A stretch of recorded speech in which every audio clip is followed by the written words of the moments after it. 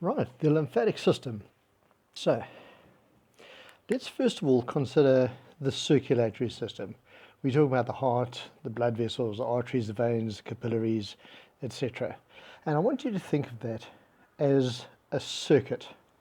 So think of it like an aerial view of, say, like a motocross circuit or something like that. Right, there's a circuit. Now, in our circuit, there is a heart. The heart is the pump that is pumping the blood around the circuit. Notice that this is a closed circulatory system, so that blood doesn't flow out into the surrounding tissues. It's all contained with blood vessels. So from the heart it will be arteries, arterioles, capillaries, venules, veins. Inferior vena cava, superior vena cava. Back to the heart. And so if we just consider quickly the movement of that blood around, as it goes around, it gets to the capillary level. Now let's just make that capillary level, say, over here. At the capillary level, substances are going to be moving out of the blood into the surrounding tissue. Dissolved food, dissolved oxygen, many things go out, and water, very importantly, also moves out of the circulatory system into the surrounding tissue. Let's represent the surrounding tissue cells as little blobs all around over here. So these are the cells that need stuff and produce waste, and the circulatory system, the capillaries, come through that tissue, bringing with them food and gases and returning back with waste and carbon dioxide in the blood. Now, water moves out of the capillaries, and a lot of water moves out of the capillaries because that is the medium for transporting the dissolved foods. However, what actually happens then is most of that water is taken back up into the circulatory system, so that we have no water lost by the time the blood returns back to the heart. So there's a net stability of water. There's no net gain or loss of water in the blood. However, if there is excess water that is not taken up back into the capillaries, we now need a system of getting that excess water back into circulation.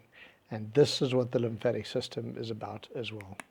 So I'm going to quickly draw the lymphatic system in, and it goes something like this.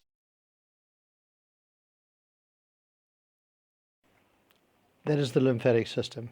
Now you'll notice a big difference between the lymphatic system and the circulatory system, or the blood system. The blood system is in a circuit, and it keeps on going around and around and around and around and around and around. Where the lymphatic system is a series of blind ending ducts. There they are, blind ending ducts that do not form a circuit at all. So that excess water that moves out of the blood but is not taken back up into the blood can now have a means of getting back into the circulatory system. So that excess water can be taken up by the lymphatic system and move back along the way, all the way back into the blood supply. So if this were a racing circuit, this would be like the emergency lanes, taking that excess tissue fluid back into circulation. So what is important here is that this fluid inside the blood, we call that fluid plasma. When it's in the tissue, the same fluid is called tissue fluid. And when it gets into the lymphatic system, now it's called lymph. Essentially, they're very, very similar. They both got similar components, similar types of cells, mostly white blood cells, and mostly water. But it's just, we change the name, which is determined by its position. Now, the lymphatic system, like the veins, so let's represent the veins over here. Like the veins have valves, and those valves prevent the backflow of blood. So the arteries don't have valves, the capillaries certainly don't have valves, and the veins do have valves, and that prevents the backflow of blood and to prevent it pooling in the lower part of your body, to keep the blood pressure going. The lymphatic system also has these semilunar valves. So it has these valves all the way along that prevent the backflow of this lymph going down. Now, lymph flows very, very, very slowly in comparison to blood. Blood flows super, super fast, but the lymph travels very, very slowly and it drains back into the blood system. And a good question might be, where does it drain into the blood system?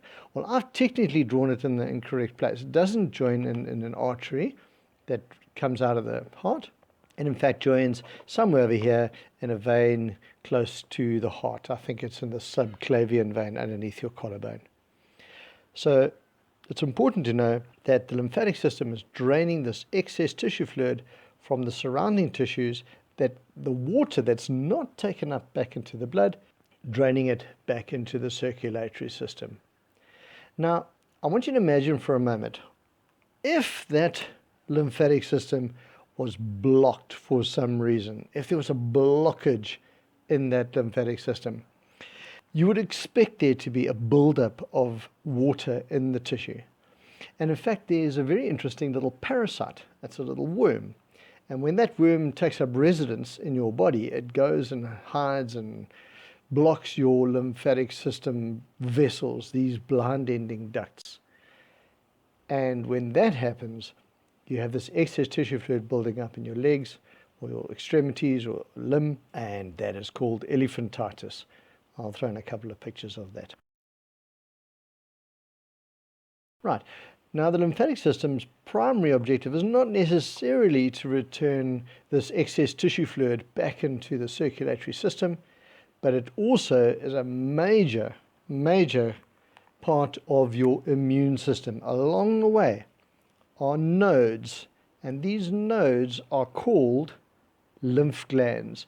And those lymph glands are where lots and lots and lots of white blood cells are manufactured and waiting. So normally, as a response to some sort of pathogenic infection, these lymph glands swell up to larger than normal because they are very, very, very active, producing lots more white blood cells to combat that pathogen.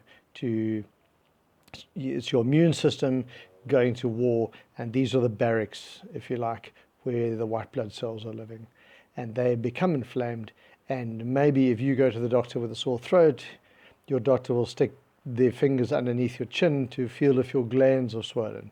And these are points where we could feel those lymph glands to feel if they are swollen, and that might be an indicator that your immune system is working overtime, that your body is producing lots and lots of white blood cells to fight some infection. I'll put a picture of a lymphatic system up, and you'll see the lymphatic ducts and you'll see the nodes.